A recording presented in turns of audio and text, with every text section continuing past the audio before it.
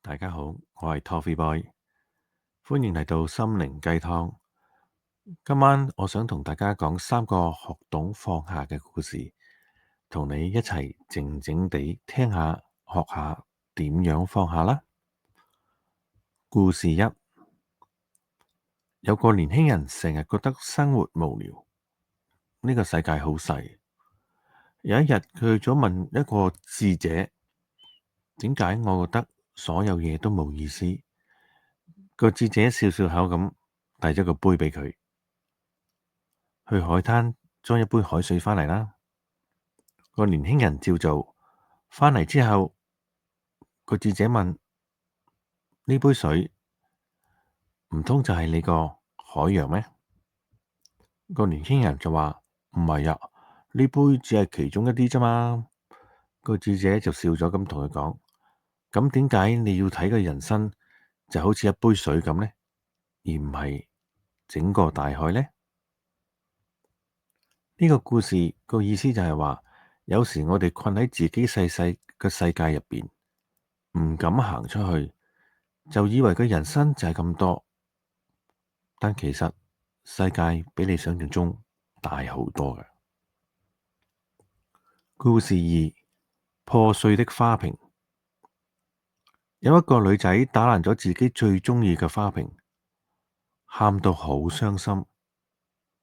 佢爸爸冇鬧佢，反而拎起啲碎片，用金粉同佢一齊去修補。修好咗之後，哇！個花瓶閃閃發亮，反而比以前更靚。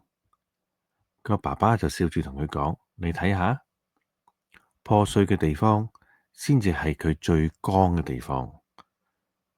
呢個故事寓意俾我哋聽，人生都有裂痕嘅，但係嗰啲裂痕就可能就係光入邊最光嘅地方。所以每一個錯誤，每一次跌倒，都可以變成一種力量。故事三，嗰封未寄出嘅信。一位老人家收拾佢嘅櫃桶嘅時候，發現咗一封舊信。嗰封信係好多年佢諗住寫俾佢朋友嘅，但係從來都冇寄出，因為當年佢哋兩個鬧咗大交，之後就冇再聯絡啦。個老人家望住封信，輕輕咁笑。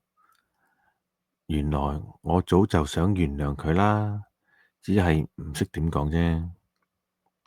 但係佢最終都係冇寄出封信。但係喺嗰一刻，佢放低咗成個心。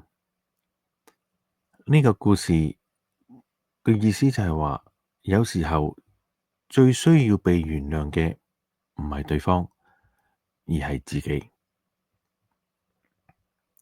咁我以上即係講咗三個故事，三個故事俾我一個總結，就覺得人生就好似一本書咁樣，可能有啲頁數已經有啲裂痕，或者有啲字有眼淚，但係因為就係咁，佢先至夠真實。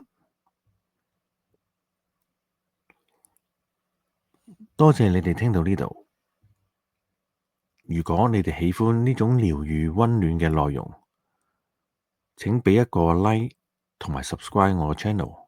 我係 Toffee Boy，希望你今晚可以好好休息。記住，人生嘅每一步都有佢嘅意思嘅。我哋下次再傾啦，拜拜。